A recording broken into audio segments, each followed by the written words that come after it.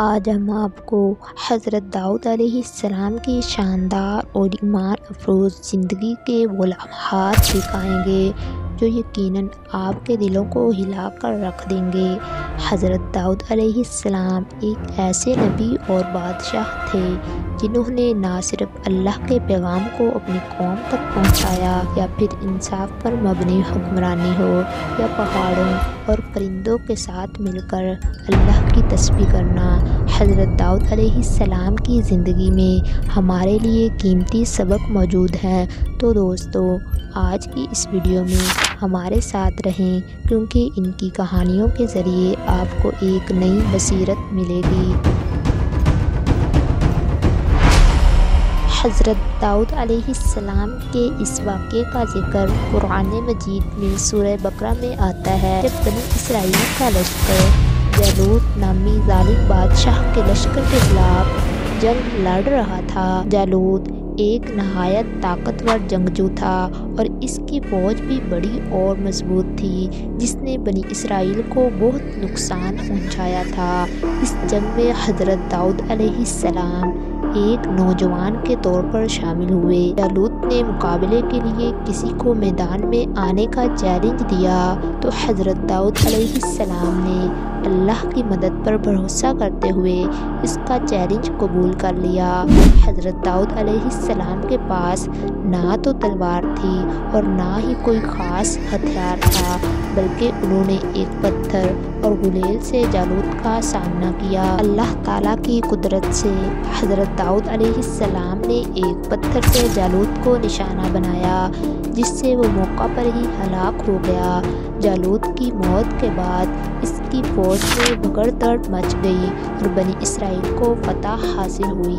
اس واقعے نے حضرت داؤد علیہ السلام کو بنی اسرائیل میں بہت مقبول اور معتبر بنا دیا اور لوگوں نے اپنے ہیرو کی طرح آپ کی عزت کی۔ جب جالوت نے طالوت کو جنگ کی دعوت دی تو اسے کہا، تم میری طرف آؤ گے یا میں تمہاری طرف آؤں؟ طالوت نے اپنی فوجوں سے کہا، اس کا چیلنج کون قبول کرتا ہے؟ اتنے میں حضرت داؤد علیہ السلام سامنے آئے اور جالوت کا مقابلہ کر کے اسے قتل کر دیا۔ لوگوں نے حضرت داؤد علیہ السلام سے متاثر ہو کر انہیں خوب عزت دی اور حضرت شمویل علیہ السلام کے بعد انہیں اپنا بادشاہ بنا لیا۔ اللہ تعالیٰ نے بھی حضرت داؤد علیہ السلام کو نبوت عطا فرمائی۔ اس طرح نبوت اور حکومت ایک ہی فرد میں جمع ہو گئیں۔ آپ علیہ السلام سے پہلے نبی ایک قبیلے کا ہوتا اور بادشاہ دوسرے قبیلے کا ہوتا تھا، سوائے حضرت یوسف علیہ السلام کے۔ اللہ تعالیٰ نے حضرت داؤد علیہ السلام کو بہت سی نعمتوں سے نوازا تھا، جن میں سے حسن صورت، سریلی آواز، اللہ تعالیٰ کی بہترین انداز میں عبادت، حتیٰ کہ پرندے اور پہاڑ بھی ان کے ساتھ ساتھ اللہ کی تسبیح بیان کرتے، اور اللہ رب العزت نے ان کے لیے لوہے کو بھی بہت نرم بنا دیا تھا، جس سے وہ جو چیز بنانا چاہتے بآسانی بنا لیا کرتے تھے۔ آپ علیہ السلام لوہے کی ذرہ بنا کر فروخت کرتے اور اسی سے اپنے خرد و نوش کا اہتمام کرتے۔ حضرت داؤد علیہ السلام کو اللہ تعالیٰ نے نبوت عطا کی اور بنی اسرائیل کا بادشاہ بھی مقرر کیا۔ حضرت داؤد علیہ السلام نے اپنے دور میں انصاف اور عدل پر مبنی حکومت قائم کی، جسے بعد میں بھی بہترین حکومتوں میں شمار کیا گیا۔ قرآن میں حضرت داؤد علیہ السلام کی حکمرانی اور ان کے علم و حکمت کا ذکر ملتا ہے، جس میں انہیں انصاف کرنے کی خاص صلاحیت عطا کی گئی تھی۔ اللہ تعالیٰ نے حضرت داؤد علیہ السلام کو زبور نامی کتاب عطا کی، جو اللہ کی حمد و ثنا پر مشتمل تھی اور جس میں بنی اسرائیل کے لیے ہدایات موجود تھی۔ زبور کی تلاوت کرتے ہوئے حضرت داؤد علیہ السلام کی آواز نہایت خوبصورت اور دل کو چھو لینے والی ہو جاتی تھی، جس سے سننے والوں کے دل اللہ کی طرف مائل ہو جاتے تھے۔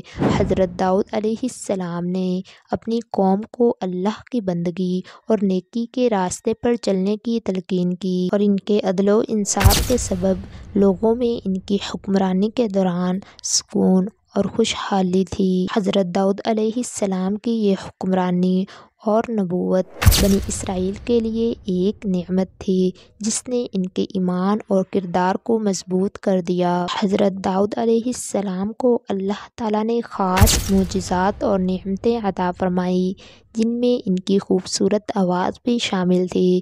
جب حضرت داؤد علیہ السلام اللہ کی حمد و ثنا یا زبور کی تلاوت کرتے تو نہ صرف انسان بلکہ قدرت کے عناصر بھی ان کے ساتھ شامل ہو جاتے تھے۔ قرآن میں بیان کیا گیا ہے کہ جب حضرت داؤد علیہ السلام اللہ کی تسبیح کرتے تو پہاڑ ان کے ساتھ ہم آواز ہو جاتے اور پرندے بھی ان کے گرد جمع ہو کر اللہ کی حمد و ثنا کیا کرتے تھے۔ یہ اللہ تعالیٰ کا ایک خاص معجزہ تھا کہ پہاڑ اور پرندے حضرت داؤد علیہ السلام کی تسبیح میں شریک ہوتے تھے، جو اللہ کے نبی اور اس کے خاص بندے کے مقام کو ظاہر کرتا ہے۔ تو حضرت داؤد علیہ السلام پر بطور معجزہ زبور کی تلاوت کرنا بہت آسان بنا دیا گیا تھا۔ وہ اپنی سواری پر سوار ہونے کے لیے کسی آدمی کو زین کسنے کا حکم دیتے اور زین کسے جانے سے پہلے ہی حضرت داؤد علیہ السلام مکمل زبور پڑھ لیا کرتے تھے۔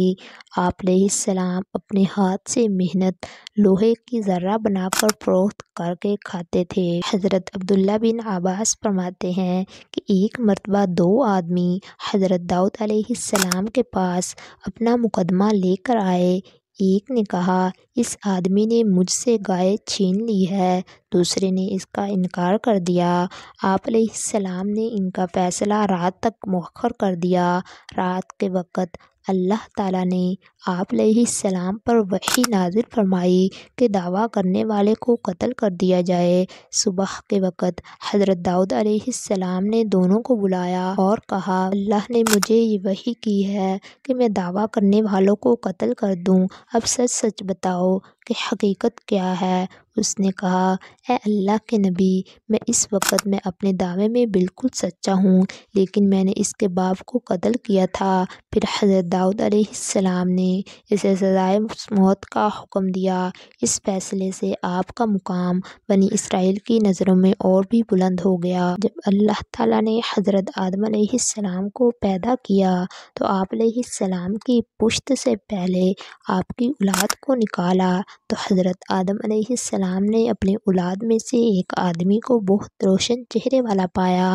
اللہ سے پوچھا اے میرے رب یہ کون ہے؟ تو اللہ نے فرمایا یہ تمہارا بیٹا داؤد ہے۔ عرض کیا اس کی عمر کتنی ہے؟ اللہ نے جواب دیا اس کی عمر 60 سال ہے۔ حضرت آدم علیہ السلام نے عرض کیا اے میرے رب اس کی عمر میں اضافہ فرما دیجئے۔ اللہ نے فرمایا نہیں، البتہ آپ کی عمر میں سے کم کر کے اس کی عمر میں اضافہ کیا جا سکتا ہے۔ حضرت آدم علیہ السلام کی عمر 1000 سال مقرر تھی۔ آپ علیہ السلام نے 40 سال حضرت داؤد علیہ السلام کو دے دیے۔